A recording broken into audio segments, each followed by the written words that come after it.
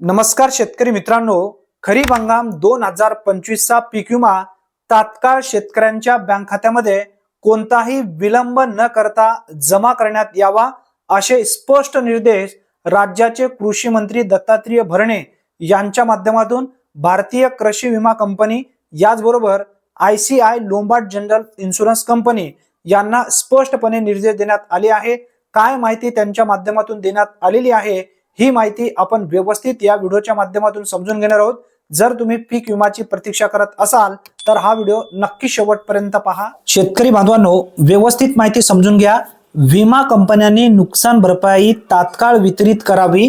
कृषी मंत्री दत्तात्रय भरणे खरीप 2025 हंगामातील पीक विमा निश्चित संदर्भातील ही जी काही बैठक झाली होती, या बैठकी दरम्यान राज्याचे कृषी मंत्री यांच्या माध्यमातून स्पष्टपणे निर्देश देण्यात आले आहे। व्यवस्थित माहिती समजून घ्या। खरीप हंगामातील प्रधानमंत्री पीक विमा योजनेच्या अंमलबजावणीचा आढावा कृषी मंत्री दत्तात्रय भरणे यांच्या अध्यक्षतेखाली मंत्रालयात घेण्यात आले आहे बैठक। या बैठकीत राज्यात भारतीय कृषी विमा कंपनी आणि ICICI लोंबार्ड विमा कंपनी मार्फत योजना राबवण्यात येत असल्याची माहिती देण्यात आली।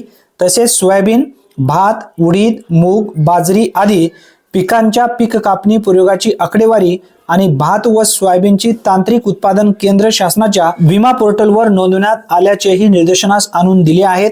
आता पुढील मुद्दा समजून घ्या। या ठिकाणी तुम्ही बैठक जी झाली होती ती बैठकीचा फोटो पाहू शकता। कृषी मंत्री भरणे यांनी विमा कंपन्यांना स्पष्ट निर्देश देत सांगितले की जे निर्देश देण्यात आले आहे ते काय आहे, उपलब्ध आकडेवारीवर तात्काळ कारवाई करून नुकसान भरपाई निश्चित करावी आणि ती कोणताही विलंब न करता थेट शेतकऱ्यांच्या खात्यात जमा करावी। आता या ठिकाणी हा मुद्दा तुमच्या लक्षात असू द्या। याबाबत केंद्र शासनाकडे आवश्यक पाठपुरावा करण्याच्या सूचनाही त्यांनी संबंधितांना दिल्या आहेत। या बैठकीत कृषी संचालक विनय कुमार आवटे, कृषी संचालक रफिक नाईकवाडी, उपसचिव प्रतिभा पाटील व विमा कंपन्याचे प्रतिनिधी उपस्थित होते। हा एक दिलासा देणारा अपडेट असल्यामुळे जास्तीत जास्त लाभार्थ्यांपर्यंत नक्की शेअर करा। चॅनलवरती पहिल्यांदा आला असाल तर चॅनलला सबस्क्राईब करा। धन्यवाद।